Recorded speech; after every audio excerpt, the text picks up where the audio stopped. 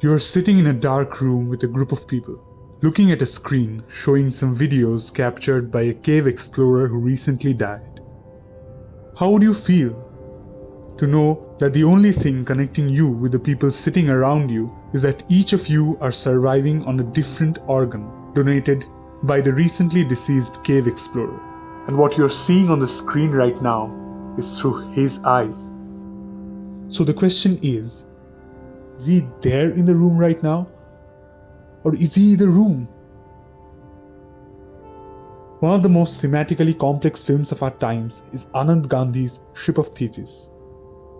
Now, I'll not pretend to have understood the full implications of its many philosophical sub-themes, but what most interested me in the film was the use of visual metaphors.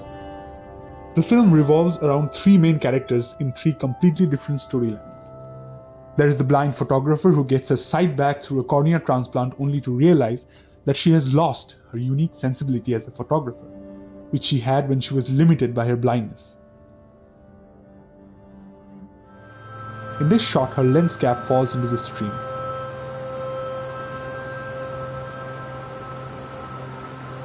And we realize that she cannot put back a lid on the visual riot which she ironically sought out for so long. Then there is the monk who is protesting against the ill treatment of captive animals in research labs and refuses to take medicines for his liver cirrhosis as a form of protest. In this shot, his friends are trying to convince him otherwise, but his resolve is as strong and as hard as the concrete edges around him.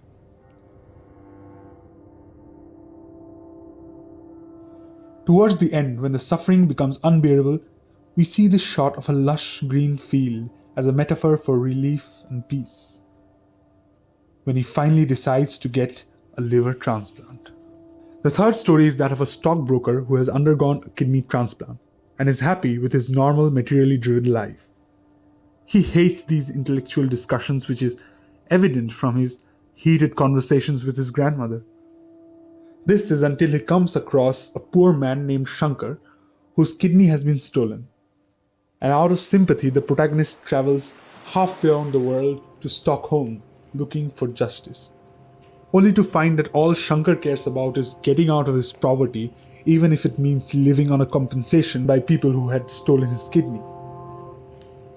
The protagonist is shocked by this indifference, but realizes it as ironically similar to his own mindset in the beginning. This is symbolized by his friend getting stuck in the narrow lanes of Shankar's slums every time they try to reach him.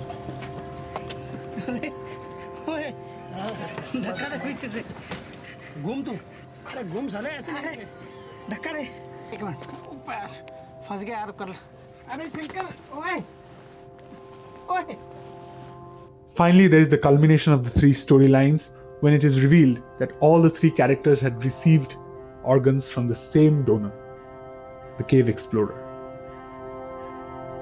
From dropping out of college at age 18 to writing TV serials like Kyunki Saas Bhi Kabhi and making some remarkable Hindi short films, writer-director Anand Gandhi and his Recyclewala films has come a long way. This is what he has to say about the film.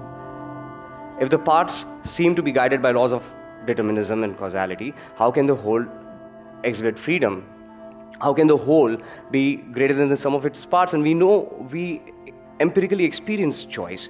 We experience dilemma and conflict and emotion and intuition and the relief of making a choice if and when we do.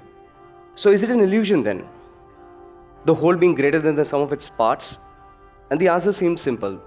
There is a sum of all the parts, and then there is the sum of all the interactions and the relationships between the parts. And then there is a sum of all the interactions and the relationships that the parts of the unit have with its environment. And the whole is made up of all these parts. So if there are a few hundred parts, that the whole can be a few billion times larger than the parts. And when the parts stop interacting with each other, the sum stays and the whole vanishes. And that is a dead parrot. Though it leaves us with a lot of open-ended questions, what I personally take away from the film is a very important answer. It is summarized neatly by this conversation towards the end of the film. शहर में ऐसा पहली बार हुआ कि एक आदमी से 8 लोगों को ट्रांसप्लांट हुआ।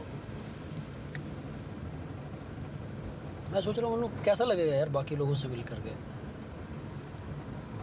मतलब हम सब लोगों के अंदर एक ही आदमी के पुर्जे हैं यार।